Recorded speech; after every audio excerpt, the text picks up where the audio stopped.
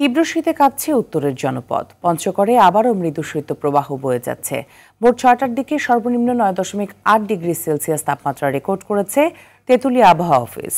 ভোরে ঘন কুয়াশায় ঢেকেছিল চারদিক। আগুন জ্বালিয়ে শীত নিবারণের চেষ্টা করছে দরিদ্র মানুষ। চুয়াডাঙ্গায় তাপমাত্রা কিছুটা বাড়লেও কমেনি শীতের তীব্রতা। ঘন কুয়াশা ও হিমেল হাওয়ায় বিপর্যস্ত জনজীবন। সবচেয়ে বেশি বিপাকে রয়েছেন হেঁটে খাওয়া ছিন্নমূল মানুষ। ব্যাহত হচ্ছে স্বাভাবিক কাজকর্ম। ভোর ৬টার দিকে চুয়াডাঙ্গার সর্বনিম্ন তাপমাত্রা রেকর্ড করা হয়েছে ১২.৪ ডিগ্রি সেলসিয়াস। তীব্র শীতে কুড়িগ্রামেও বিপাকে পড়েছে চরাঞ্চল ও খেটে খাওয়া শ্রমজীবী মানুষ। দিনাজপুর ও হিলিতে তাপমাত্রা কিছুটা বাড়লেও কমেনি শীতের প্রকোপ। দুর্ভোগ বেড়েছে নিম্ন আয়ের মানুষের। হাসপাতালে বাড়ছে রোগীর সংখ্যা। গাইবান্ধায় ঠান্ডা বাতাস ও কুয়াশায় বোরো ধানের চারা রোপণে বিপাকে পড়েছেন কৃষি শ্রমিকেরা। রয়েছে শীতবস্ত্রের সংকট ও মেহেরপুরেও কষ্টে আছেন দরিদ্র মানুষ।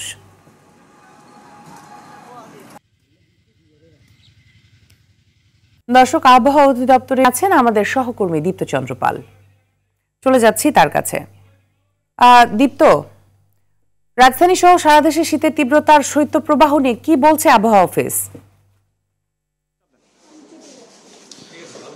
তো মৃত্যু যেমনটি বলছিলেন, আসলে কিন্তু যে শীতের যে তীব্রতা সেটি কিন্তু আজকে থেকে কিছুটা কমেছে এবং সেই তীব্রতা কিন্তু ৮ থেকে ১৪ তারিখে অর্থাৎ আগামী সপ্তাহের দিকে কিন্তু এই তীব্রতা আরও বাড়বে এবং ৬ থেকে ৭ থেকে ৮ তারিখের দিকে কিন্তু সিলেটে এবং ময়মনসিংহের কোথাও কোথাও বৃষ্টি হতে পারে, এমনটি কিন্তু জানিয়েছেন আবহাওয়াবিদ। এবং আজকে যদি বলি, ঢাকার সর্বনিম্ন তাপমাত্রা কিন্তু রেকর্ড করা হয়েছে ১৩ ডিগ্রি সেলসিয়াস এবং তেঁতুলিয়ায় কিন্তু সর্বনিম্ন তাপমাত্রা রেকর্ড করা হয়েছে ৯.৮ ডিগ্রি সেলসিয়াস। তো এখানে রয়েছেন আমাদের সঙ্গে আবহাওয়াবিদ।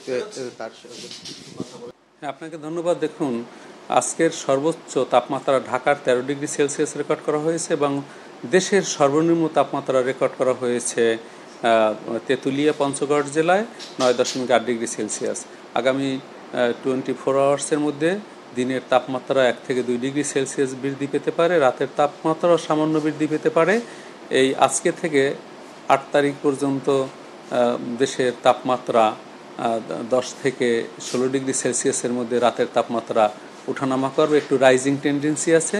দিনের তাপমাত্রাও একটু রাইজিং টেন্ডেন্সি আছে। সুতরাং এই যে ঠান্ডার অনুভূতির যে তীব্রতা রয়েছে সেটা একটু কমে যাবে, একটু স্বস্তিদায়ক পরিস্থিতি তৈরি হতে পারে।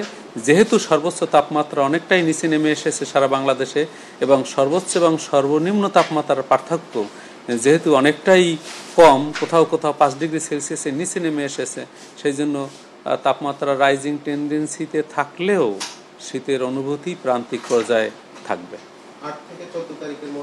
এবং ৮ থেকে ১৪ তারিখের দিকে তাপমাত্রা পুনরায় আবার কমে যেতে পারে। বিশেষ করে রাতের তাপমাত্রা অনেকটাই কমে যেতে পারে।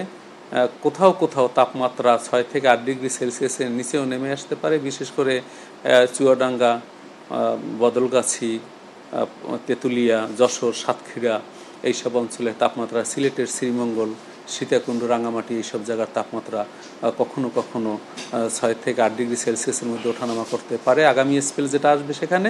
তবে সাধারণত মৃদু ধরনের শৈত্যপ্রবাহ অর্থাৎ ৮ থেকে ১০ ডিগ্রি সেলসিয়াসের মধ্যে তাপমাত্রা নেমে আসলে সাধারণত এই ধরনের স্পেল শুরু হয়। সেটি শুরু হতে পারে ৯ তারিখের পর থেকে।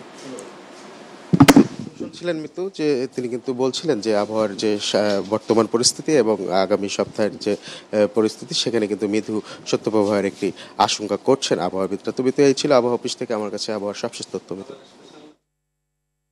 অসংখ্য ধন্যবাদ আপনাকে আমাদের সাথে যুক্ত হবার জন্য।